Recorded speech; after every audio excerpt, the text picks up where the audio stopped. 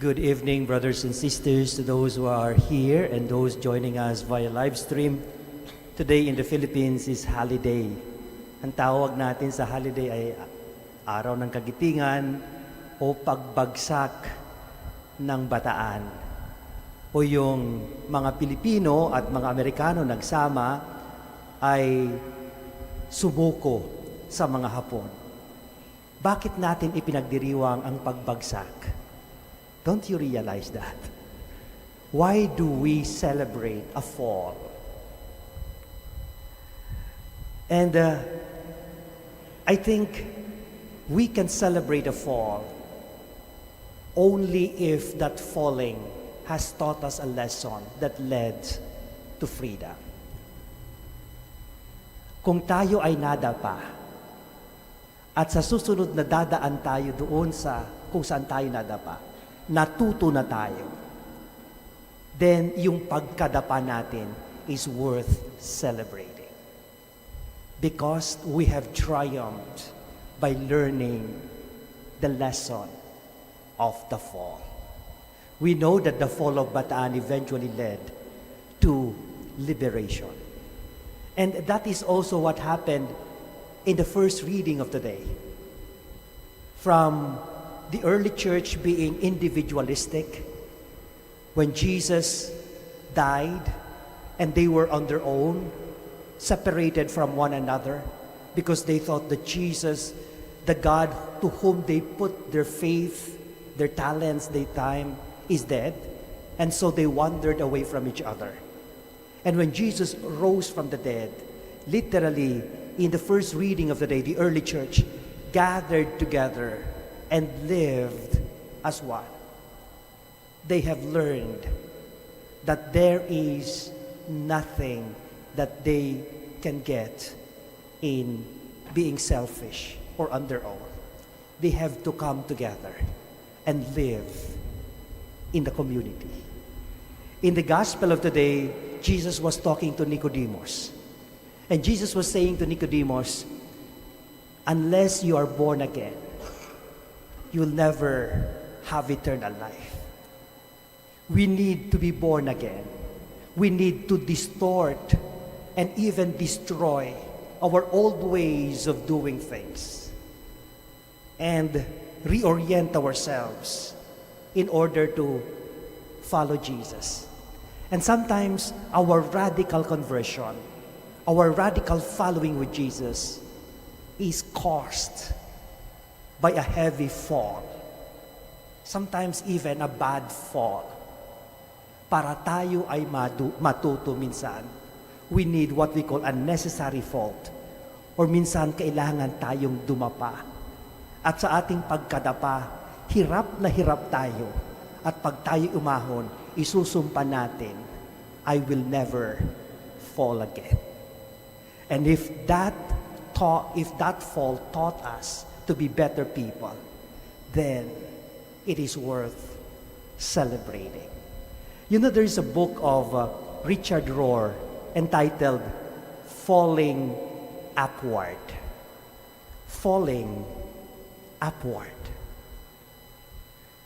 You know, naturally when we fall down.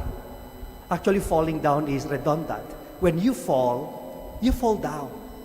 And it speaks about a spirituality for the second half of life, like 40 years and above.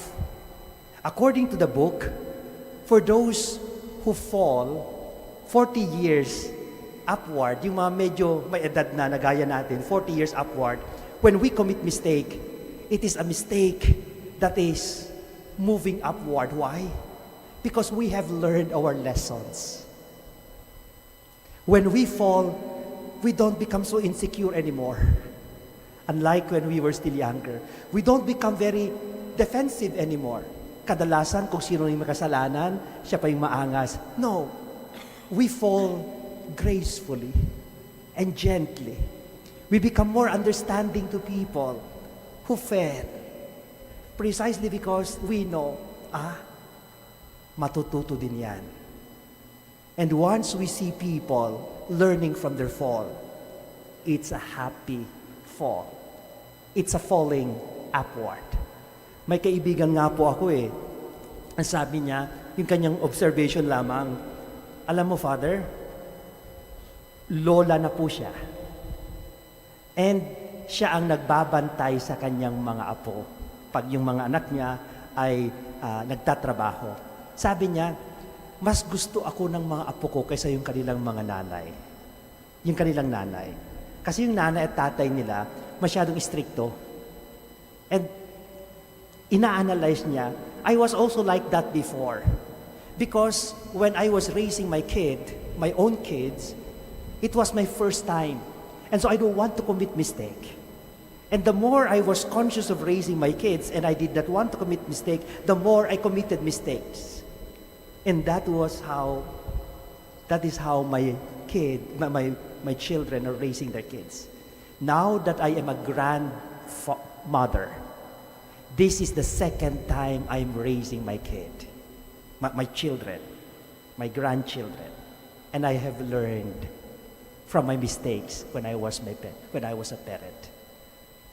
Learning from mistakes. If we learn from the fall, if we are born again, if we become people of the resurrection, then what initially was the downfall can be celebrated. Hindi ba ako po ay isang guro? Pag tayo ay nagtuturo, pay attention sapagkat karamihan sa mga bata natututo sila sa kanilang pagkakamali during exams. Madali nilang malimutan yung mga tamang sagot. But if you are a good student, what you will learn actually will be your mistakes.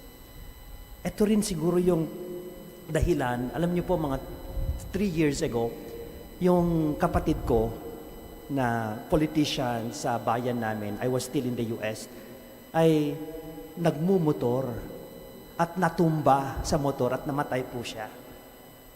And initially, kung saan siya namatay, it was a horrible sight for us because it's a way back home. And every time we go home, nadadaanan namin yon. And sometimes ayaw pa before, during the mga first week siguro na namatay ang kapatid ko, ayaw pa naming dumaan doon sa site na yon. But eventually, what healed us was that after some time, we made a kind of a makeshift altar kung saan siya nabangga. And eventually, the sight of death and horror, the sight of trauma, eventually became an altar. And every time we pass there, we always remind ourselves, and pray for our brother. Bumubusina na kami, and some word of some caution in order to drive safe going back home. What used to be a place of trauma eventually became a place of intimacy and altar for my brother. Never underestimate the power of learning from our mistakes. Huwag kayong matakot kung saan kayo nadapa. Ask God's grace so that kung saan kayo nadapa, God's grace will help you. Doon din kayo tatayo. And He will raise you up in a more wonderful way. And then falling is something to celebrate. Amen.